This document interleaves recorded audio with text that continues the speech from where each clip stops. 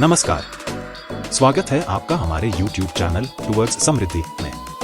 यह है आपका साप्ताहिक शेयर बाजार रिव्यू, जहां हम हर हफ्ते की बड़ी खबरों, बाजार की गतिविधियों, आने वाले हफ्ते के महत्वपूर्ण इवेंट्स और स्टॉक्स टू वॉच पर चर्चा करेंगे। यहां आपको मिलेगा आसान भाषा में वह सब कुछ जो आपके निवेश और बाजार की समझ के लिए जरूरी है। तो जुड़िए हमारे साथ हर शनिवार रात 8 बजे। चलिए शुरू करते हैं इस हफ्ते का बाजार विश्लेषण।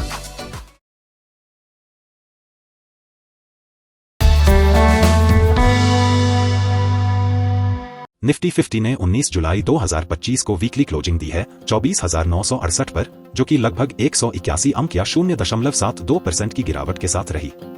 यह लगातार दूसरा हफ्ता है जब निफ्टी में गिरावट देखने को मिली है और यह एक प्रकार का कंसोलिडेशन फेज बनता नजर आ रहा है। चार्ट को ध्यान से देखें तो निफ्टी अभी भी पिछले कुछ हफ्तों से एक छोटे से रेंज में ट्रेड कर रहा है, जो कि लगभग 24,535 S1 से लेकर 25,500 R1 के बीच है। इस दायरे को पीले बॉक्स से दर्शाया गया है, जो दर्शाता है कि बाजार फिलहाल इस जोन से बाहर निकलने के लिए संघर्ष कर रहा है।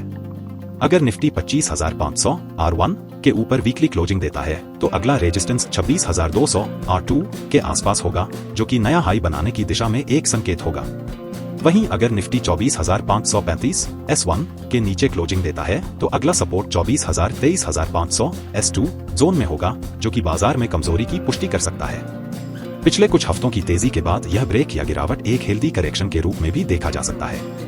जब तक निफ्टी 24,535 S1 के ऊपर बना रहता है, तब तक बुल्स बायर्स को पूरी तरह से हिम्मत नहीं हारनी चाहिए। सारांश में कहा जाए तो निफ्टी एक क्रिटिकल मोड पर खड़ा है। 24,535 और 25,500 के बीच की यह रेंज ब्रेकआउट या ब्रेकडाउन के लिए इंतजार कर रही है।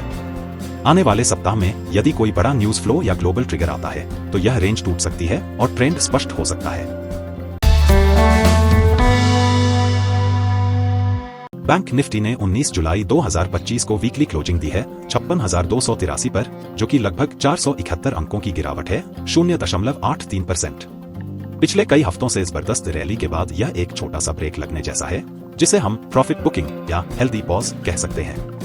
चार्ट पर अगर हम फाइबोनाक्सी रिट्रेसमेंट को देखें तो मार्च 2025 के लो 47,762 S2 से लेकर हालिया हाई 57,200 तक की तेजी के बाद बैंक निफ्टी ने 54,500 R1 के लेवल को डिसाइसिवली पार किया है, जो अब एक महत्वपूर्ण सपोर्ट की तरह काम करेगा। फिलहाल बैंक निफ्टी का इमीडिएट सपोर्ट 54,500 S1 है और अगर यह लेवल टूटता है तो 52,000 से 51,100 का जोन अगला प्रमुख सपोर्ट हो सकता है।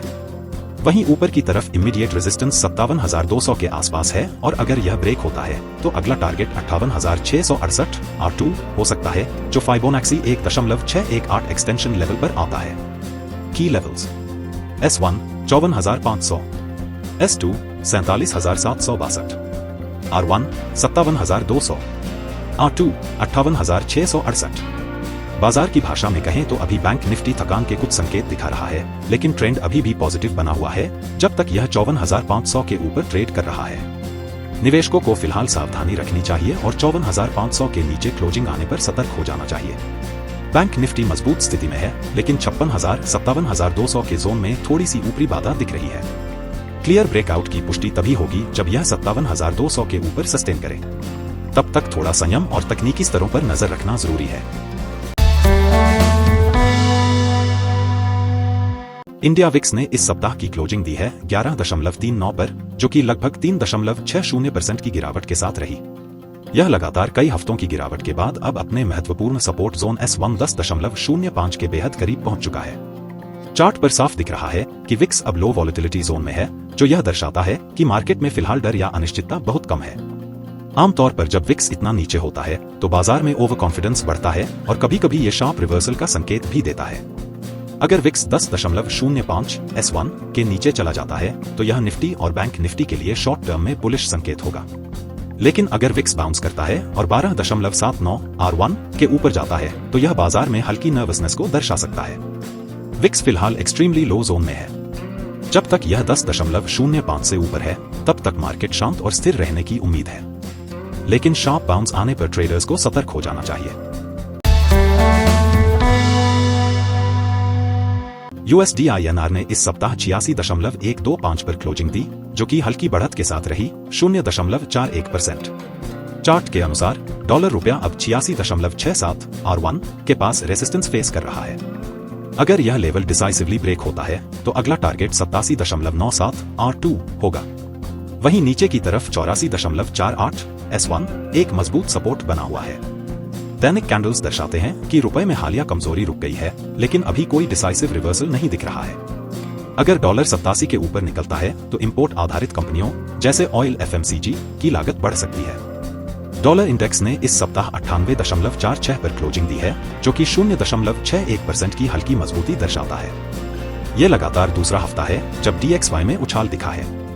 फिलहाल 100 R1 एक इमीडिएट रेसिस्टेंस है, जबकि 95.23 S1 एक स्ट्रॉन्ग सपोर्ट बना हुआ है।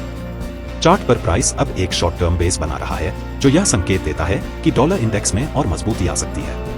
USD भारतीय रुपया और डॉलर इंडेक्स दोनों में मजबूती आने का मतलब है कि FII आउटफ्लो बढ़ सकता है, जिससे भारतीय शेयर बाजार पर दबाव बन सकता है। अगर रुपया कमजोर होता है तो यह IT और एक्सपोर्ट कंपनियों के लिए फायदेमंद रहेगा, लेकिन इंपोर्ट आधारित सेक्टर को नुकसान हो सकता है। डॉलर इंडेक्स के बढ़ने से ग्लोबल रिस्क ऑफ सेंटिमेंट आ सकता है, जिससे निफ्टी और बैंक निफ्टी में कुछ कंसोलिडेशन या हल्की गिरावट देखी जा सकती है। USD भारतीय रुपया और डॉलर इंडेक्स दोनों ही क्रिटिकल लेवल्स के पास हैं। अगले 1 से 2 सप्ताह महत्वपूर्ण होंगे। अगर ये ब्रेकआउट करते हैं तो भारतीय बाजार में वोलेटिलिटी और प्रेशर बढ़ सकता है।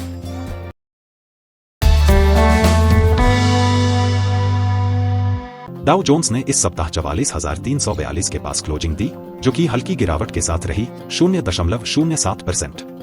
पिछले कुछ हफ्तों में इंडेक्स ने एक शानदार रिकवरी दिखाई है, लेकिन अब वह एक महत्वपूर्ण रेसिस्टेंस जोन R1 45,069 के नीचे संघर्ष कर रहा है। चार्ट पर ध्यान दें तो डाउ जोन्स ने पहले तेज गिरावट के बाद 38.2%, 42,310, 61.8%, 43,310 और अब लगभग 78.6%, 43,488 फिबोनाची रिट्रेसमेंट लेवल्स को पार कर लिया है। लेकिन अब यह पहले बने टॉप 45,000 प्लस के ठीक नीचे है, जहां से पहले भी रिवर्सल हुआ था। R1 45,069 अगर यह लेवल डिसाइसिवली ब्रेक होता है तो डाउ जोन्स में नई ऊंचाई की उम्मीद हो सकती है। S1 41,561 यह एक इमीडिएट सपोर्ट है। S2 40,633 और 39,601 गहराई में करेक्शन आने पर इन स्तरों पर नजर रखें। डाउ जोन्स ने अपनी अपवर्ड ट्रेंड लाइन को पहले तोड़ा था, लेकिन अब वह तेजी से रिकवर होकर एक मजबूत रेजिस्टेंस के सामने है। यदि आने वाले सप्ताहों में यह रेजिस्टेंस ब्रेक नहीं होता तो हम एक नया रिवर्सल देख सकते हैं। डाउ जोन्स में तेजी रुकने का सीधा असर भारतीय बाजारों पर भी पड़ेगा। अगर US मार्केट ऊपर नहीं जाता तो FII इनफ्लो धीमा हो सकता है। इंडियन मार्केट, खासकर निफ्टी 50 और बैंक निफ्टी में कंसोलिडेशन या प्रॉफिट बुकिंग दिख सकती है। डाउ में करेक्शन आने पर IT और एक्सपोर्ट आधारित सेक्टर पर भी असर दिख सकता है। डाउ जोन्स एक क्रिटिकल मोड पर खड़ा है। 45,000 के ऊपर की ब्रेकआउट आने तक सतर्क रहना समझदारी होगी। इंडियन मार्केट के लिए यह एक संकेत हो सकता है कि शॉर्ट टर्म में रैली सीमित हो सकती है। इस सप्ताह नैस्डैक ने जबरदस्त मजबूती के साथ 23,061 पर क्लोजिंग दी, जो कि लगभग 1.66% की बढ़त को दर्शाता है। चार्ट पर साफ दिख रहा है कि नैस्डैक ने एक लंबी गिरावट के बाद तेजी से रिकवरी की है और अब अपने ऑल टाइम हाई 22,146 को डिसाइसिवली ब्रेक कर चुका है। नैस्डैक ने 16,613 से शुरू हुई गिरावट के बाद 61.8% फिबोनाची, 20,032, 78.6%, 21,447 और फिर अपने पिछले हाई 22,146 को पार कर लिया है। अभी इंडेक्स रुकी नहीं है और तेजी की अगली लहर चल रही है। यह एक ब्रेकआउट जोन में है और अगले कुछ हफ्तों में नई ऊंचाइयां देखने को मिल सकती है। R1 23,500 mental resistance zone, R2 24,200 Fibonacci extension आधारित संभावित अगला टारगेट, S1 22,121 पुराना हाई अब सपोर्ट में बदला, S2 20,032 61.8% Fibonacci level major support. Trend पूरी तरह से बुलिश है। ट्रेंड लाइन रीटेस्ट के बाद बाउंस बैक दिखा, जो एक मजबूत बुलिश सिग्नल है। कोई भी डिप अप बाइंग अपॉर्चुनिटी हो सकती है जब तक S1 टूटा नहीं जाता। नैस्डैक की मजबूती से इंडियन IT स्टॉक्स में पॉजिटिव मोमेंटम बनेगा।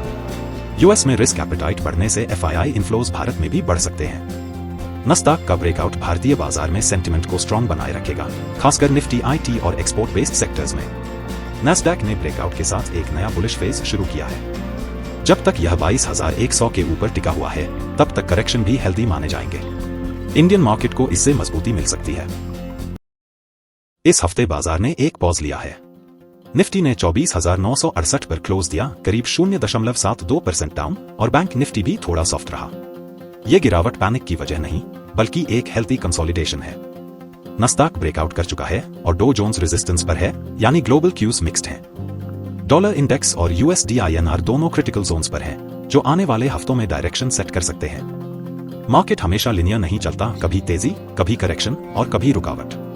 अभी जो हो रहा है वो स्ट्रैटेजी और पेशेंस का टेस्ट है। जब तक निफ्टी 24,500 के ऊपर है, बुल्स के पास उम्मीद जिंदा है। मार्केट में सबसे बड़ा एज है डिसिप्लिन और भावनात्मक संतुलन। हर गिरावट मौका है सीखने और फिर से सही जगह पर एंट्री की। अगर आप शॉर्ट टर्म नॉइज से ऊपर उठकर लॉन्ग टर्म पिक्चर देखें तो क्लैरिटी मिलती है। याद रखिए, सिर्फ चार्ट्स नहीं, आपका माइंडसेट भी आपके रिटर्न्स तय करता है। Stay alert, stay humble and stay focused. तो दोस्तों, ये था इस हफ्ते का शेयर बाजार रिव्यू। उम्मीद है आपको हमारा ये विश्लेषण पसंद आया होगा और आपकी जानकारी में बढ़ोतरी हुई होगी। अगर आपको ये वीडियो अच्छा लगा तो इसे लाइक और शेयर करना न भूलें। और हाँ, हमारे चैनल टुवर्ड्स समृद्धि को सब्सक्राइब करें ताकि आप कोई भी अपडेट मिस न करें। हमसे जुड़े रहें और अपने सवाल या सुझाव नीचे कमेंट में जरूर लिखें। मिलते हैं अगले शनिवार रात 8 बजे। तब तक के लिए नमस्कार।